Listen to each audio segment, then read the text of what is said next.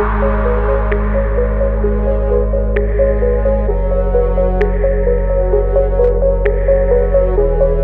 my dear students and respected teachers, 8/10/2024 breaking news ని మనం చూస్తున్నాం. Revised model paper 10th class SSC 2025 మార్చిలో exam రాయబోతున్నటువంటి విద్యార్థులు ఈ వీడియోని గమనించాలి. హిందీ పబ్లిక్ ఎగ్జామ్ పేపర్ లో ఈ మార్పులు జరిగాయి. ఈ వీడియోని ఎక్కడ మిస్ కాకుండా చూడండి. అలాగే ముందుగా మన ఛానల్ లైక్ చేయండి, షేర్ చేయండి, సబ్స్క్రైబ్ చేయండి. ఇంకా వీడియోలోకి వెళ్దామండి. పేపర్ మోడల్ ని కనుక మనం గమనిస్తే 2 months బ్యాక్ మనకి ఏదైతే మోడల్ పేపర్ రిలీజ్ అయిందో దాన్ని కొన్ని మార్పులు చేసి మళ్ళీ మనకి మోడల్ పేపర్ రిలీజ్ చేయడం జరిగిందండి. SSC public examination Hindi model paper and blue print అండి. టైం 3 గంటల 15 నిమిషాలు, మ్యాక్సిమం మార్క్స్ 100 మార్క్స్. ప్రశ్న ప్రతి బ్లూ ప్రింట్ కి అనురూప్ होगा. బ్లూ ప్రింట్ ప్రకారంగానే ఎగ్జామ్ పేపర్ ఉంటుంది. ఫస్ట్ సెక్షన్ సేమ్ అండి, 6 సెక్షన్లు ఉన్నాయి, 100 మార్కులు. అయితే క్వశ్చన్ నెంబర్స్ తగ్గినాయండి. మనం ఇప్పుడు 30 ప్రశ్నలు మాత్రమే మనం చూడబోతున్నాం. క్వశ్చన్ నెంబర్స్ తగ్గినాయి. మొదటి సెక్షన్ కనుక గమనించినట్లయితే 1 నుండి 12 వరకు గ్రామర్ పాయింట్స్ అండి. ఆల్రెడీ మీ అందరికి తెలిసిందే. మొదటి గ్రామర్ పాయింట్ తత్సం తద్భవ్, రెండవది క్రియ, మూడవది సంఖ్య, నాలుగవది కారక్, 5 సమాస్, 6 సంధి విచ్ఛేద్, 7 పర్యాయ శబ్ద్, 8 ఉపసర్గ, 9 ప్రత్యయ, 10 లింగ, 11 కాలు, 12 శుద్ధులు. ఈ 12 కూడా వికల్పేనండి. వికల్ప అంటే మనకి మల్టిపుల్ చాయిస్ 3 ఉంటే ఆ మూడిట్లోనే మనం ఒకదాన్ని సెలెక్ట్ చేసుకోవాల్సి ఉంటుంది. అయితే ఇక్కడ సూచన అనేటువంటి ఒక పాయింట్ ని మనకి ఇక్కడ మెన్షన్ చేశారండి. భాషాకి బాత్ అంశ అత్యధిక్ పాఠ్య పుస్తక్ సే హీ దియే జాయేంగే. విద్యార్థులు ఈ విషయాన్ని గమనించాలి. భాషాకి బాత్ అంశ అత్యధిక్, ఈ అంశాలన్నీ ఎక్కువగా పాఠ్య పుస్తక సే హీ దియే జాయేంగే, పాఠ్య పుస్తకం నుండే ఇవ్వడం జరుగుతుంది. అంటే ప్రతి లెసన్ కి బ్యాక్ సైజ్ ఉన్నటువంటి గ్రామర్ ని గానీ మన ఛానల్లో ప్రతి లెసన్ ఎక్స్ప్లెనేషన్ ఉన్నప్పుడు ఖచ్చితంగా గ్రామర్ పాయింట్స్ మనం ఆల్రెడీ మెన్షన్ చేస్తూ చెప్పుకుంటున్నాం. వాటిని మీరు విద్యార్థులు గమనించాలి. ఫస్ట్ సెక్షన్ భాషకి బాత్ 12 మార్క్స్ అండి. ఇంకా సెకండ్ సెక్షన్ గమనిస్తే అర్ధగ్రాహ్యతలో 13, 14, 15, 16 4 క్వశ్చన్ నెంబర్స్ ఉంటాయండి. సో పఠిత గద్యాంశం 13 గమనిస్తే 5 క్వశ్చన్స్ ఉంటాయండి, 5 మార్కులండి. ఇందులో మనకి గమనించాలి తతారా వామిరో కదా డైరీ కా ఏక్ పన్ పారాగ్రాఫ్స్ అనేది ఇవ్వడం జరుగుతుంది. దాని కింద ఆ ఈ 5 ప్రశ్నలు ఉంటాయండి. సో 5 క్వశ్చన్స్ కి ఆన్సర్స్ ని మీరు ఏక్ వాక్యమే ఉత్తర దేనా హోగా, ఒక వాక్యంలో రాయాలి. మనం గమనించాలి ఇక్కడ ఇచ్చేటువంటి ప్యాసేజ్ ఏదైతే ఉందో అది 2 లెసన్స్ నుండి మాత్రమే వస్తుంది. ఒకటి డైరీ కా ఏక్ పన్నా, తతారా వామిరో కథ. నెక్స్ట్ 14 గమనిస్తే పఠిత పద్య భాగ్ సే ఏక్ పద్యాంశ దియా జాయేగా. ఇక్కడ కూడా 5 ప్రశ్నలు ఉంటాయండి. 5 ప్రశ్నలు 5 మార్కులు అండి. ఇక్కడ కూడా ఒక వాక్యంలోనే జవాబు రాయాల్సి ఉంటుంది. ఇక్కడ తోపు మనుష్యత తోప్, ఈ 2 పాఠాల నుండి మాత్రమే ఈ పోయం అనేది ఇవ్వడం జరుగుతుంది. 15 అపఠిత అండి. గమనించాలి. అపఠిత గద్య భాగ్ సే గద్యాంశ దియా జాయేగా. ఇక్కడ కూడా బహువికల్పీ ప్రశ్న అండి. అంటే ఇక్కడ మల్టిపుల్ ఛాయిస్ ఉంటే 5 మల్టిపుల్ ఛాయిస్ ఉంటుంది, 5 మార్కులు అండి. అలాగే 16 అపఠిత పద్య భాగ్ సే ఏక్ పద్యాంశ దియా జాయేగా. ఇది విద్యార్థులు గమనించాలి. ఇక్కడ కొంచెం ప్రింటింగ్ మిస్టేక్ పడింది. ఇక్కడ గద్య భాగ్ కాదండి, పద్య భాగ్ అండి. పద్య భాగ్ నుండి మనకి ఇంకో పోయం అనేది ఇవ్వడం జరుగుతుంది. అపఠిత అండి, మనకు తెలియని ఒక పోయం ఇస్తారు. దాన్ని మనం వాటి కింద 5 మల్టిపుల్ ఛాయిస్ ఉంటే వాటిని మనం ఆన్సర్ చేయాల్సి ఉంటుందండి. ఈ విధంగా సెక్షన్ 2 మనకి మొత్తంగా 20 మార్కులు కండి. మొదటి సెక్షన్ 12 మార్కులకి, అలాగే 13, 14, 15, 16 ఏదైతే రెండో సెక్షన్ ఉందో అది 20 మార్కులు కండి. ఇంకా మూడో సెక్షన్ కి వెళ్దామండి.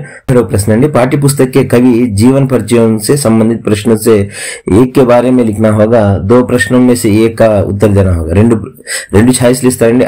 ఆ ఉంటుంది. వీటిలో ఛాయిస్ ఉందండి, ఒకటి మాత్రమే రాయాలి. एक प्रश्न का प्राचीन कवि, दूसरा आधुनिक कवि. ఒక ప్రాచీన కవి నుండి ఒక ఆధునిక కవి నుండి ఇస్తారు. 5 మార్కులు అండి, ఒకటి మాత్రమే రాయాలి. 18 లేఖ పరిచయ పడకర్ రిక్త స్థానానికి పూర్తి కరణ. అంటే ఒక పారాగ్రాఫ్ ఇస్తారండి, రచయిత పరిచయాన్ని, దాని కింద బ్లాంక్స్ ఇస్తారండి. 5 బ్లాంక్స్ ఇస్తారు, 5 మార్కులు అండి. ఇది యాజ్ ఇట్ ఈజ్ 2 నెలల క్రితం వచ్చినటువంటి మోడల్ ఏనండి, ఎటువంటి మార్పు లేదు.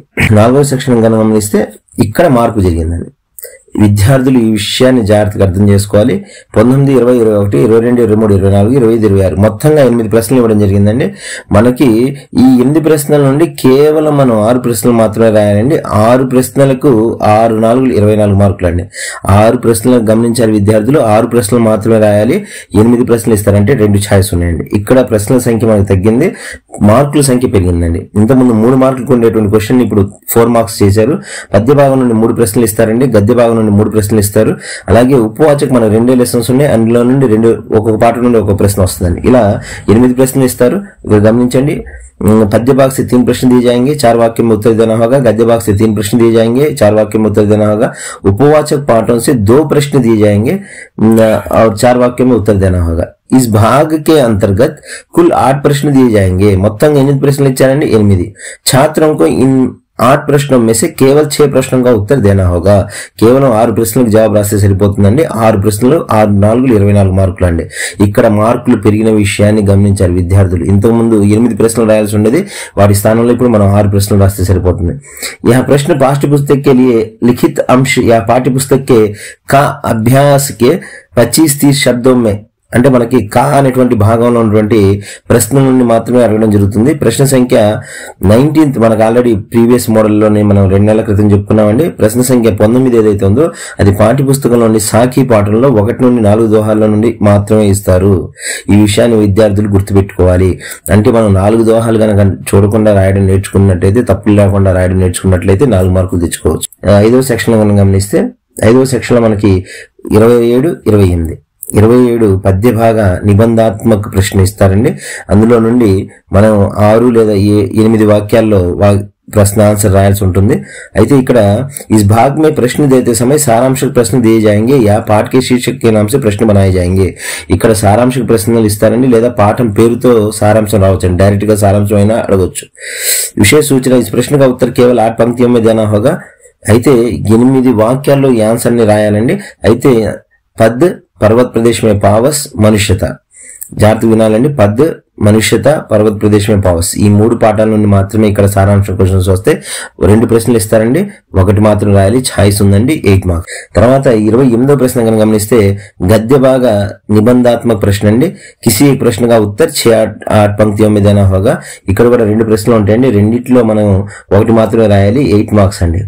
ఇక్కడ ఇచ్చారు చూడండి. सूचना इस भाग से प्रश्न देते समय सारांश प्रश्न दिए जाएंगे या पाठ के शीर्षक नाम से प्रश्न बनाए जाएंगे या प्रश्न पाठ्य पुस्तक के लिखित पाठ्य पुस्तक के खा अभ्यास के 50-60 शब्दों में से दिए जाएंगे. विशेष सूचना इस प्रश्न का उत्तर केवल 8 पंक्तियों में देना होगा. అయితే ఏ లెసన్స్ నుండి ఇక్కడ ప్రశ్నలు అడుగుతారు అంటే బడే భాయ్ సాబ్, పతసర్ में टूटी पत्तियां, डायरी का एक पन्ना, ఈ పాఠాలు 3 పాఠాల నుండి మాత్రమే మనకి ఎస్ఏ క్వశ్చన్ అనేది రావడం జరుగుతుంది. విద్యార్థులు ఈ విషయాన్ని గమనించాల్సి ఉంటుంది. తర్వాత మనం లాస్ట్ సెక్షన్ కనుక గమనించినట్లయితే 6వ సెక్షన్, ముఖ్యంగా 6వ సెక్షన్ లో ఎటువంటి మార్పు లేదండి, లాస్ట్ 2 months బ్యాక్ వచ్చినటువంటి మోడల్ లానే ఉంది. 29వ ప్రశ్న కనుక గమనిస్తే ఏక ఔపచారిక పత్ర ఏక అనౌపచారిక పత్ర ఇస్తారండి. ఆ రెండిట్లో నుండి ఒకదానికి మాత్రం ఆన్సర్ రాయాల్సి ఉంటుంది. 8 మార్క్స్ అండి. అలాగే 30వ ప్రశ్న కనుక గమనిస్తే 4 నిబంధ दिए जाएंगे, किसी एक प्रश्न का उत्तर देना होगा. ఇక్కడ 4 నిబంధిస్తారండి, అందులో ఒకదాన్ని మనం రాయాల్సి ఉంటుంది. పర్యావరణం సంబంధించిన ఒక టాపిక్, ఎడ్యుకేషన్ సంబంధించిన ఒకటి, అలాగే సామాజిక और वैज्ञानिक अंशों से संबंधित निबंध दिए जाएंगे.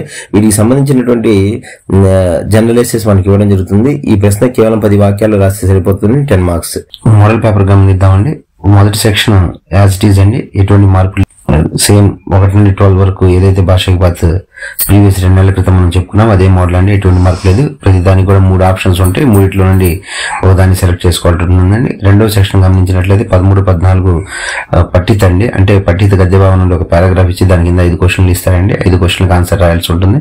14వది పఠిత్. ఇక్కడ చూడండి, తోపు నుండి మనకి ఒక పోయం ఇచ్చారండి. మన పఠిత కవిత నుండి ఇస్తారండి. ఆ కవితలో ఒక కవితాంశ ఇస్తే అందులో నుండి 5 క్వశ్చన్లు ఉంటాయి, వాటికి మనం ఆన్సర్ రాయాల్సి ఉంటుందండి. 15వది కనుక గమనిస్తే మనకి అపఠిత అండి. అంటే మనకి తెలియనటువంటి అన్సీన్ ఒక పారాగ్రాఫ్ ఇస్తారండి, దాని కింద 5 మల్టిపుల్ చాయిస్ ఉంటుందండి. ఆప్షన్స్ మనం సెలెక్ట్ చేసుకోవాల్సి ఉంటుంది. 16 కూడా అంతేనండి.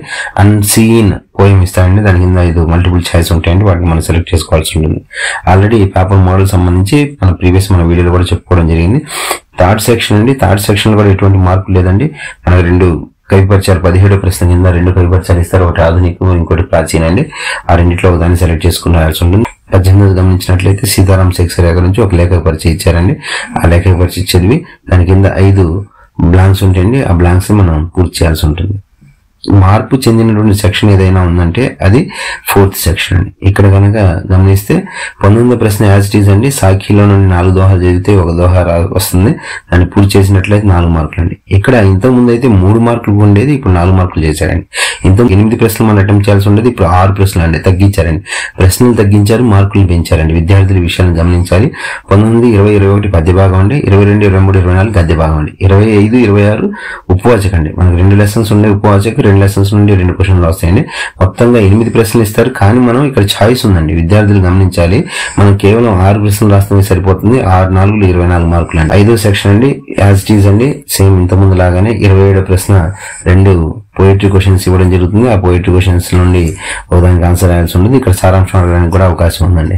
मीराबाई श्री कृष्ण के रूप सौंदर्य का वर्णन किस प्रकार किया है, अपने शब्दों में लिखिए అనే ప్రశ్న కానీ, పర్వత ప్రదేశ్ మే పావస్ కవిత का भाव अपने शब्दों में लिखिए. చూడండి ఇక్కడ కవిత యొక్క సారాంశం డైరెక్ట్ గా అడగడం జరిగింది.